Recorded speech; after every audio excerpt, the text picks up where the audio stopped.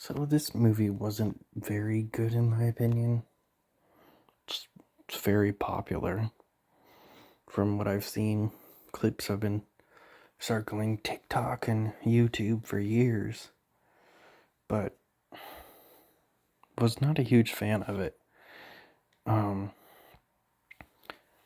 Due to a throwaway line, we find out that this movie takes place somewhere in the future where people have gotten bored of regular TV. They want something real. So the plot of the movie is that this guy somehow legally owns this kid, which is something they do say, that like Hollywood legally owns this kid. Who's Jim Carrey. So they record him 24 hours a day, 7 days a week. So every day, non-stop. Which they never talk about the privacy thing. That is just so weird to me. And they deem, I think it was like 1.2 billion people watch it. So there's probably kids, all types of people. What, do they just censor it when he's on the toilet or something? Do they not have a camera in there? They never explain that. Also, there's also things that they couldn't have accounted for. Imagine this guy turns out to be a serial killer, and that was the one person they picked to do a reality TV show. So one day he just snaps and kills his wife and a bunch of people, and it's aired on TV everywhere. But that's just a what if scenario. There's just so many things that they couldn't have accounted for something where they're going to record him literally every single day, nonstop. There's a few good scenes here and there.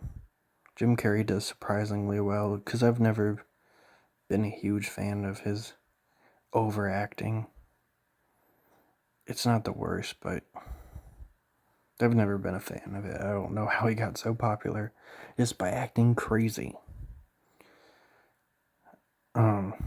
Eventually he does get to the regular crazy Jim Carrey thing throughout the movie and kind of drops the regular person stick that they have going for him.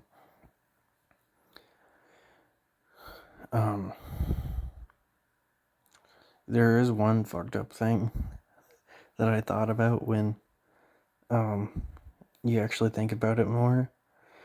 There's this thing where there's this girl that becomes his love interest, but they don't want her to be his love interest for whatever reason.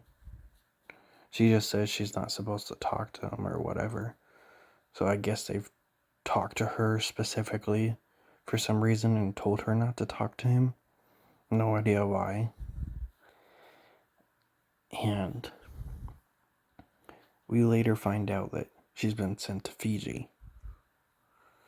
And he wants to go to Fiji. He even wants to go to a trip there with his wife. Which, the fact of the matter is, he's in love with this woman, but not his wife. It's just such a fucked up thing to think about. Was he was gonna take his wife to go meet the girl he wants to actually date. It's very weird. And then they immediately try to like throw another love interest in his life. I don't even remember what happened with that. Eventually he thinks of this plan to escape, and he does, and they try and kill him on national television, specifically the one dude who created the show or whatever. They start doing like storm stuff, and he almost drowns, but he just gives up. I guess he thought that would have taught him a lesson or something. And he has like a really fucked up line about you can't kill him on national TV, and then he's like, well, he was born on TV. So he was basically like, well, he's born on TV, he can die on TV. But he just stops for, like, no reason. No reason given. So eventually, of course, Jim Carrey does escape. And then he says a line that he said, like, twice in the movie.